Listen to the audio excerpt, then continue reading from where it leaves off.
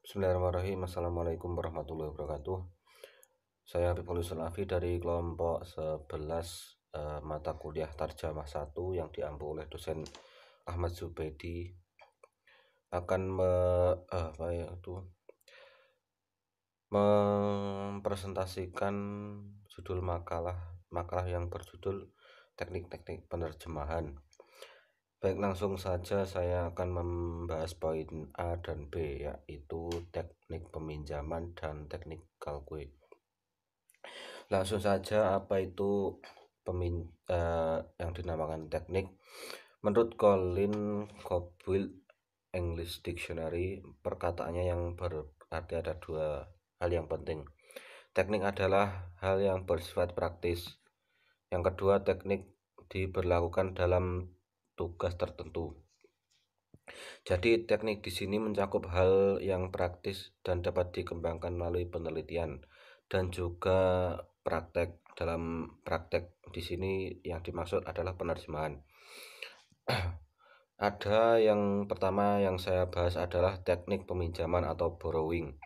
Teknik peminjaman adalah teknik menerjemahkan di mana penerjemah meminjam kata atau ungkapan dari bahasa sumber, baik dari peminjaman murni atau yang dinamakan pure borrowing, atau peminjaman yang sudah dinaturalisasikan atau naturalization borrowing. Ada yang mendefinisikan peminjaman adalah mengambil sebuah kata atau ungkapan secara langsung dari bahasa sumber. Langsung di sini maksudnya mengadaptasi dari bahasa sumber. Terus Richards menambahkan borrowing adalah kata atau frasa yang diambil dari sebuah bahasa dan digunakan dalam bahasa lain, misalnya antara kedua bahasa Inggris dan bahasa Indonesia.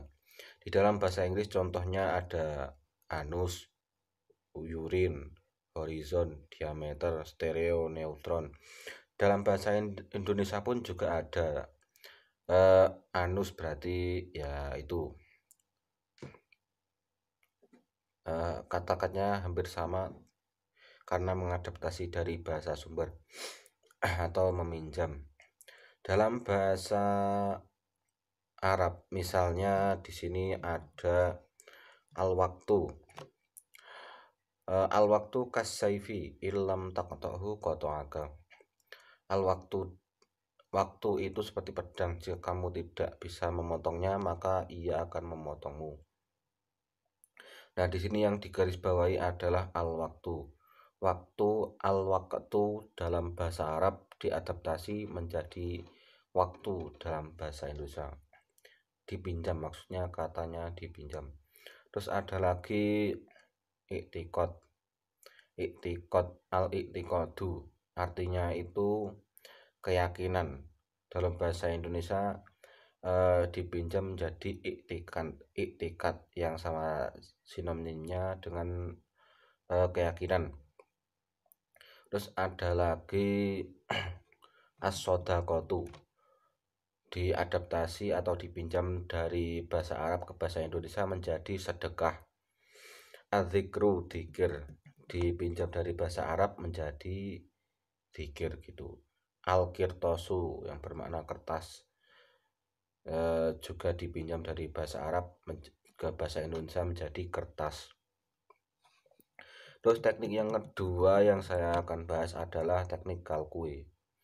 Menurut Richard, kalku atau kalke termasuk dalam jenis loan translation atau peminjaman, yakni teknik peminjaman yang menerjemahkan morfem atau kata suatu bahasa ke dalam morfem atau kata dalam bahasa lain yang ekuivalen. Mengenai terjemah harfiah, di sini teknik kalkue itu menurut Molina dan Albir hampir disamakan dengan teknik terjemah harfiah.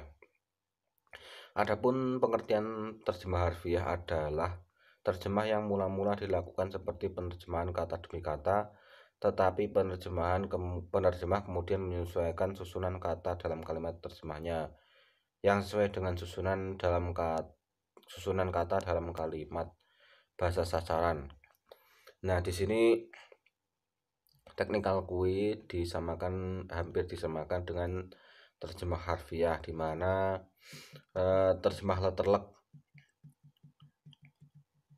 bukan dari segi maknanya yang dikedepankan, tetapi dari segi susunan kata. Misalnya dalam bahasa sumber bahasa Arab, al-madrasatu ba'idun 'anil baiti, yang diartikan ke dalam bahasa Indonesia adalah sekolahan jauh dari rumah.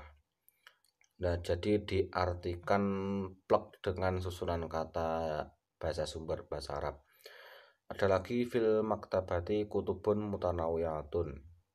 Di dalam perpustakaan buku-buku bermacam-macam.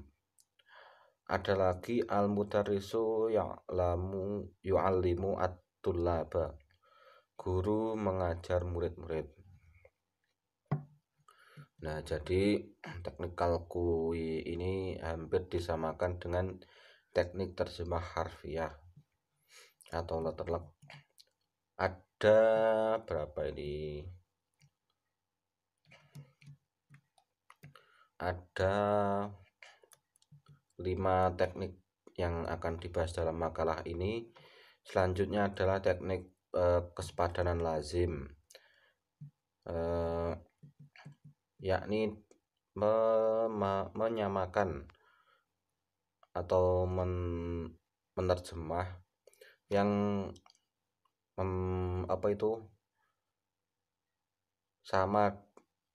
sama istilahnya dalam bahasa sumber. Misalnya wala taj'al yadaka maglulatan ila unukika wala tabsutha kulal basti. Maksudnya di sini adalah terjemah yang maknawiyah.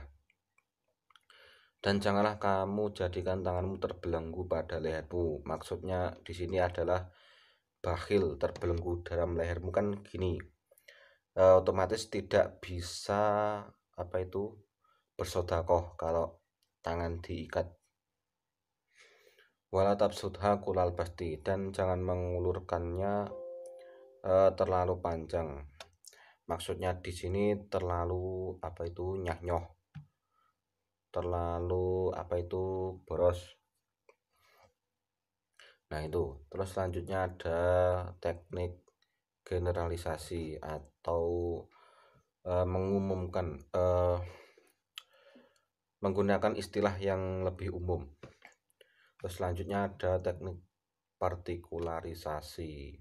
Partikularisasi di sini merupakan kebalikan dari generalisasi, yakni menggunakan padanan yang lebih spesifik atau yang lebih konkret. Baik, cukup sekian penjelasan dari saya. Apabila ada kurangnya mohon maaf, bisa dibaca lagi makalahnya. Dan apabila ada yang ditanyakan silahkan tanya di WA group. Sekian dari saya. Assalamualaikum warahmatullahi wabarakatuh.